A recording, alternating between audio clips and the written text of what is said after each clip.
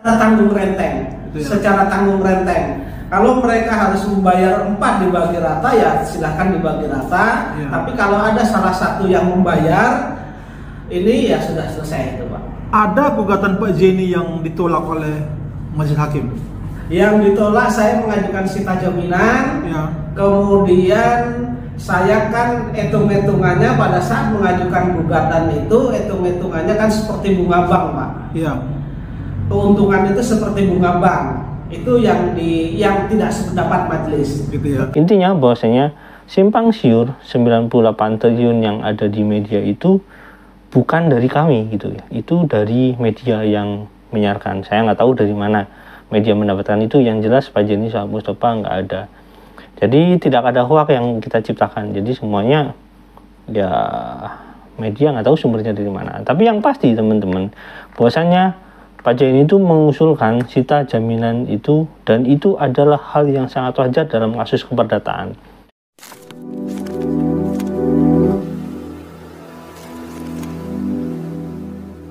Assalamualaikum warahmatullahi wabarakatuh. Welcome back to my channel Detektif D.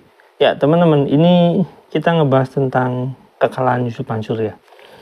Jadi beberapa hari yang lalu dimuat di beberapa media ya, termasuk Detik ya. Detik kan jarang ya kalau yang minus-minus itu, tapi ya sekarang dimuat. Cuma di sini ada pemutahiran ya teman-teman. Nah ini saya bacakan karena ini berhubungan dengan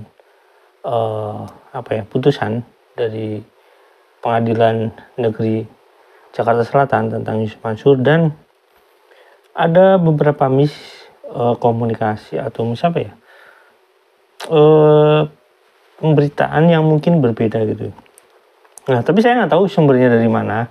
Yang jelas Pak Zeni sendiri itu kan menjelaskan ya bahwasanya dia itu putusannya 1, sekian miliar ya itu.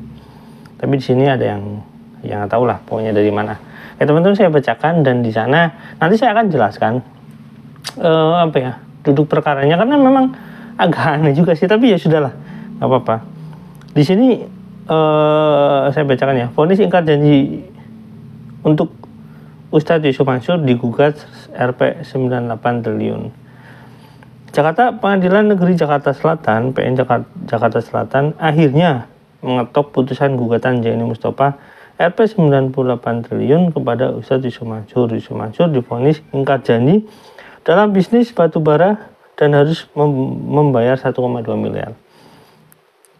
Nah, putusan vonis ini diketahui berdasarkan putusan PN Jakarta Selatan yang dilansir websitenya Selasa 27/6/2023.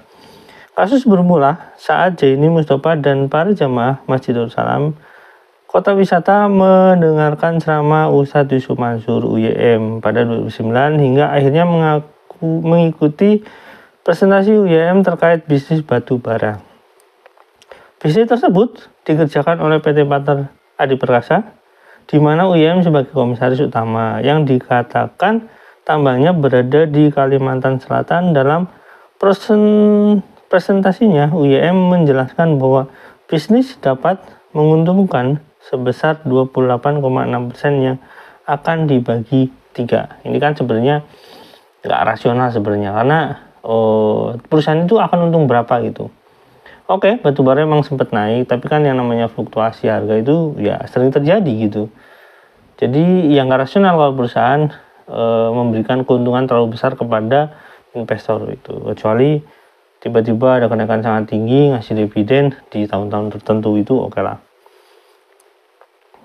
Selanjutnya, belakangan bisnis itu macet. Gugatan pun dilayangkan ke PN Jaksel pada Februari 2002. 4 pihak dijadikan gugatan, yaitu PT Adi Partner Perkasa, Ardiansah, Jamaah Nur Khotib Mansur alias Yusuf Mansur, alias Haji Yusuf Mansur, alias Ustadz Yusuf Mansur, alias UYM, Baitul Mal Watamwil Darussalam Madani. Ini BMT-nya ya. Koperasi lah gitu ya.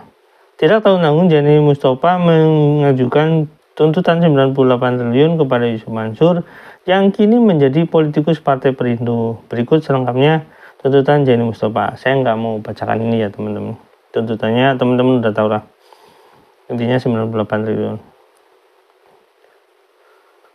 Nah, di sini ada pemutahiran. Jadi ada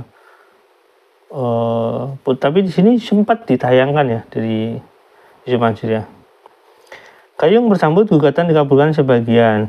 Menyatakan tergugat 1, tergugat 2, tergugat 3, dan tergugat 4 telah ingkar janji manifestasi menghukum tergugat 1, 2, 3, 4 secara tanggung renteng, membayar kerugian modal dan keuntungan yang seharusnya diperoleh kepada penggugat sejumlah 1,264240 miliar ya di sini ya. Demikian putusan PN Jakarta Selatan. Duduk sebagai Ketua Majelis Bawono Effendi dengan anggota 1 Dewa Made Watsara dan Muhammad Ramdes. Berikut sebagai pertimbangan Majelis PN Jakarta Selatan memenangkan penggugat dalam putusan yang diketok 15 Juni 2023. Setelah diperoleh fakta hukum bahwa tergugat 3, Ustadz Yusuf Mansur telah mempresentasikan, menawarkan, mengajak dan para jamaah Masjid Darussalam Kota Wisata untuk berinvestasi dalam bisnis batubara yang dikelola oleh para tergugat. Dan para tergugat telah mengajukan pula para jamaah Darussalam Kota Wisata untuk meninjau atau berkunjung ke lokasi tambang batubara tersebut. Dalam investasi telah ditentukan keuntungan investor di sini mungkin ya 28,6% dalam satu kali produksi dalam kurun waktu kurang lebih 31 hari atau 1 bulan. Atas presentasi Yusuf Mansur tersebut di atas, penggugat tertarik dan berinvestasi 80 juta. Ini untuk pajak ini aja ya, karena totalnya sekitar 55 miliar lebih kalau nggak salah ya. Jadi 250 peserta. Majelis Hakim berpendapat penggugat dan tergugat telah sepakat melakukan perjanjian dalam bidang investasi pertambangan batubara pasal 1320 KUHP Perdata.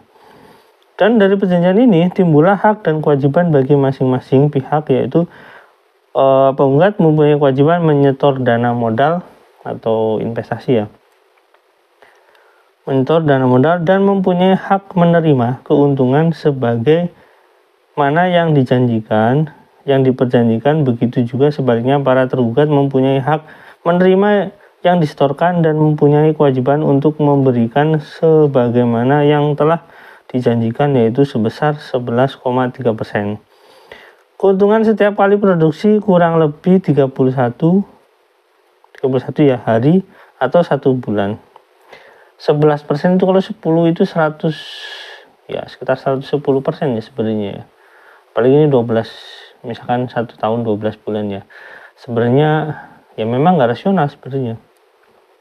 5. Majelis berpendapat bahwa tergugat telah melakukan prestasi kepada penggugat karena tidak memberikan keuntungan sebagaimana yang dijanjikan, walaupun penggugat telah menyetorkan modalnya kepada para tergugat, dan tergugat telah melakukan somasi sebanyak 2 kali. Menolak gugatan penggugat untuk selain dan selebihnya pungkasnya. Respon penggugat. Penggugat 98 triliun Jaini Mustafa bersyukur gugatan dimenangkan Pengadilan Negeri Jakarta Selatan, yang menyatakan Ustadz Yusuf Mansur ingkar janji dan bisnis batubara. Meski tidak dikabulkan gugatan Rp 98 triliun, tapi Jaini Mustafa bersyukur atas vonis itu. PN Jaksel menghukum Ustadz Yusuf Mansur untuk membayar 1,2 miliar. Saya nggak banding, saya menerima legowo dengan putusan PN Jaksel. Yang penting yang bersangkutan telah divonis ingkar janji. PN Jakarta Selatan telah mengatakan itulah hak saya, ujar Jaini Mustafa kepada wartawan. Jadi Pak Jaini udah diwawancara ya. Proses persidangan saya nilai posisi fair. Majelis Hakim fair, cuma Yusuf Mansur terkesan mengulur-ngulur waktu. Mungkin agar saya bosan, ujar Jaini Mustafa. Saat ini Jaini Mustafa menunggu sikap politikus Perindo itu, apakah menerima atau menolak putusan PN Jakarta Selatan. Nah teman-teman, untuk menerima atau menolaknya, banding atau tidaknya, nanti saya akan bacakan lagi di video berikutnya ya. Bila menerima dan menjadi ingkrah, Jaini Mustafa akan mengajukan eksekusi. Bila Ustadz Yusuf Mansur mengajukan banding, Jaini Mustafa akan meminta sita jaminan sejumlah aset. Nah, di sini diberitakan di nanti saya bacakan lagi ya, karena ada yang berbeda di sini ya. Kalau nanti sudah ingkrah, kami akan mengajukan eksekusi, ungkap Jaini Mustafa. Jadi nanti saya jelaskan ya.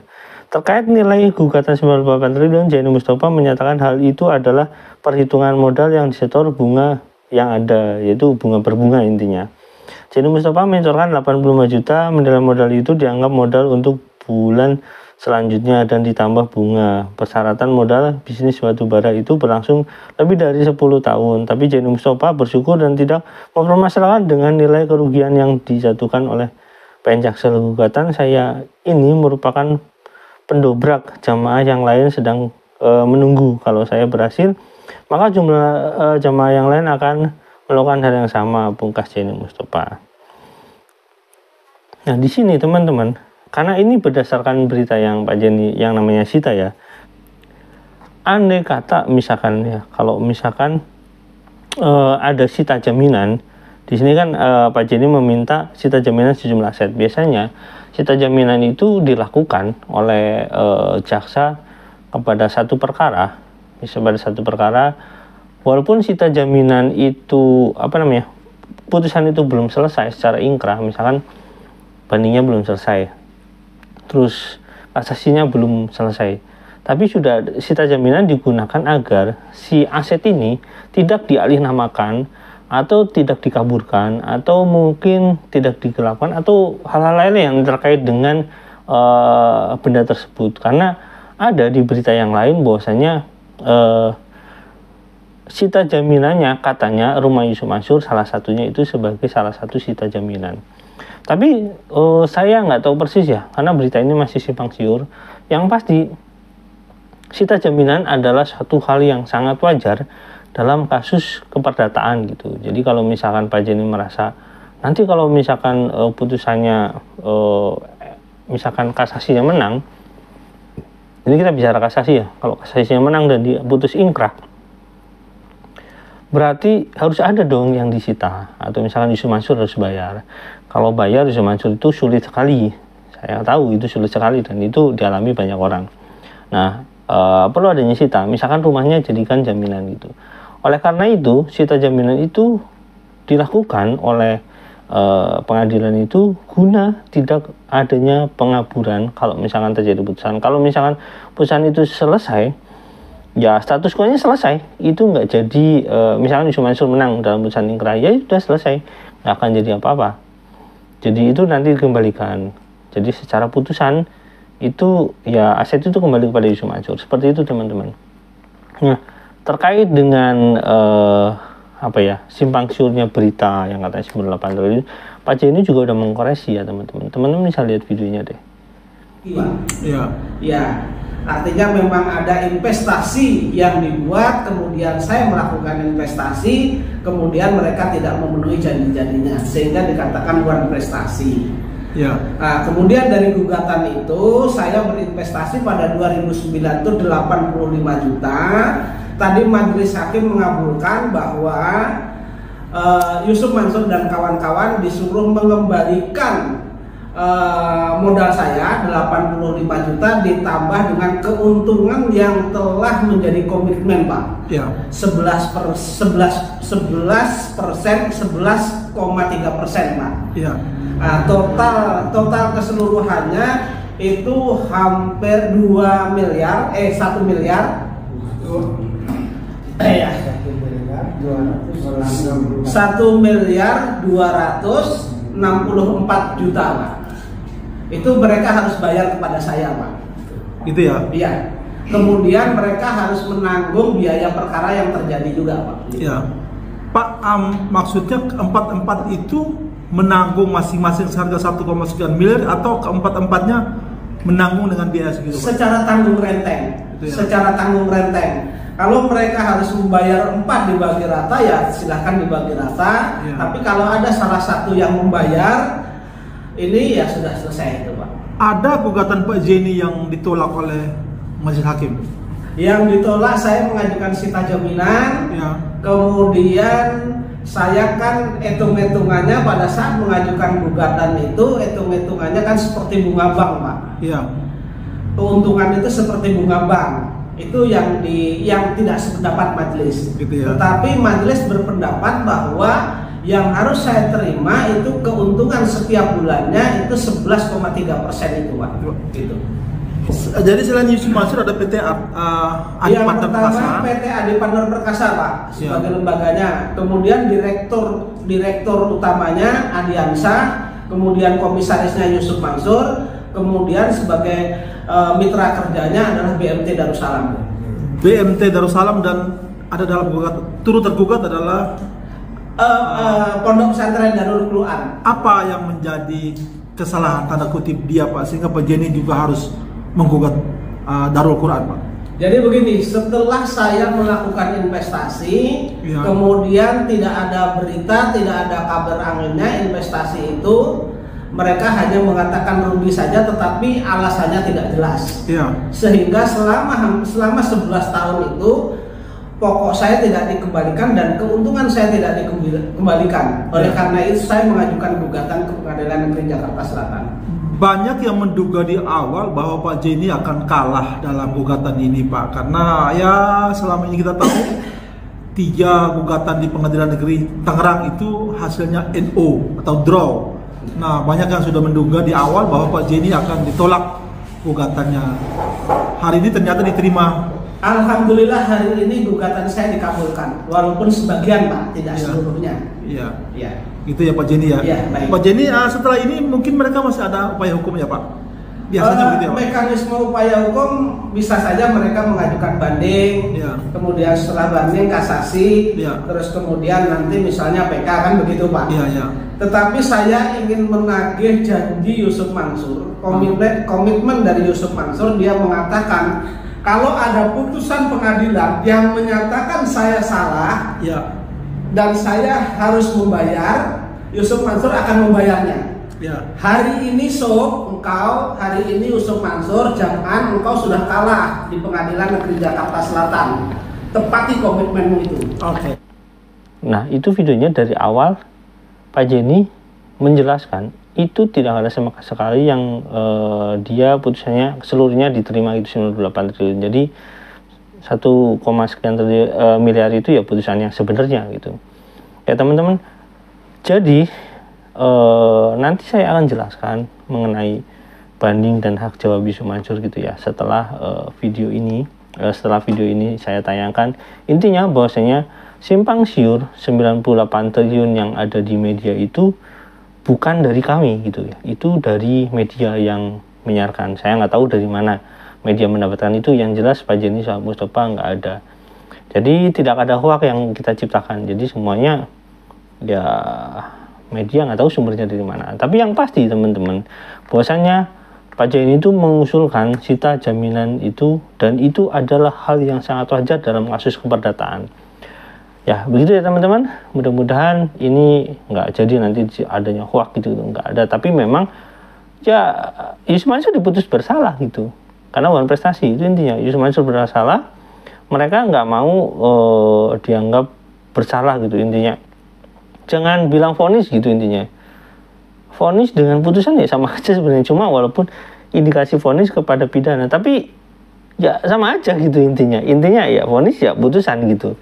Terserah. Nanti saya akan bacakan ini untuk video berikutnya teman-teman. Sekarang sudah dulu karena ini udah video yang terlalu panjang. Ya terima kasih. Selamat Idul Adha ya. Minal aidin wal faidin. Mohon maaf lahir batin. Ya sampai di sini, jangan lupa like, subscribe, dan komen. Jangan lupa juga share. Wassalamualaikum warahmatullahi wabarakatuh. Bye.